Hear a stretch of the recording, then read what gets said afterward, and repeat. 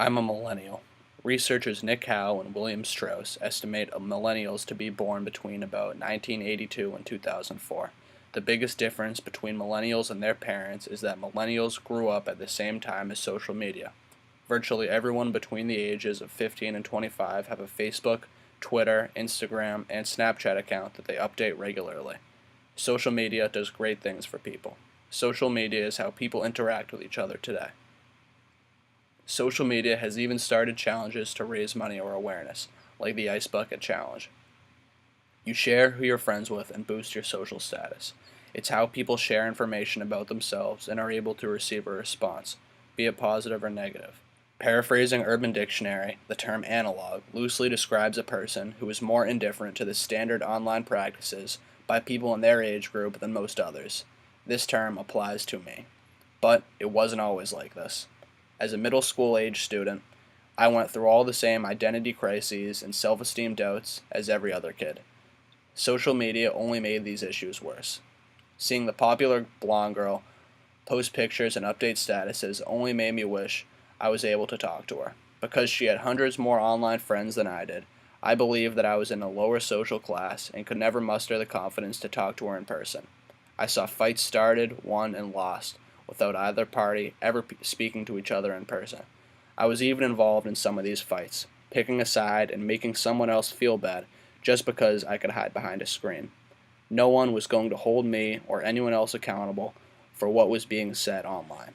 In my freshman and sophomore years of high school, my relationship with social media began to decline even more. I used it as an outlet. Tweeting became a way for me to create my own persona. I played the tough guy role. It started on social media with tweets and comments at people I didn't like. I couldn't even get to know the people I was interested in knowing because I came off as cold and intimidating.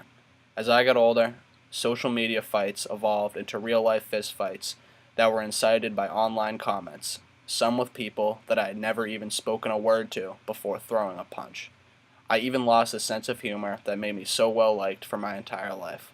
I lost some great friends. I was slowly isolating myself and practicing bad social and communication skills that I had learned from social media.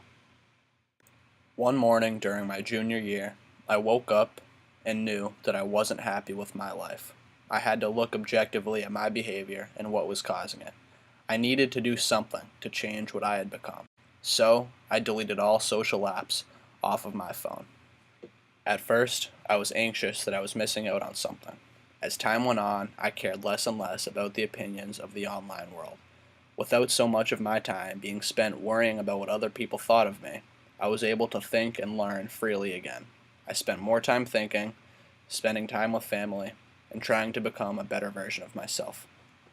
Being an analog millennial has its downsides. Sometimes it can be isolating. A big part of getting to know someone is over social media. Friendships often develop over Snapchat or Instagram. Today, I regularly use Snapchat and Instagram. It's simply impossible in today's world to really initiate and develop friendships without online contact. I will certainly never be the millennial with an online presence that adds great value to my name in other people's eyes. But I can keep practicing my communication skills and try to be more active on social media. I believe finding the right balance of real life and social media interactions differs from person to person. I'm working to find my balance.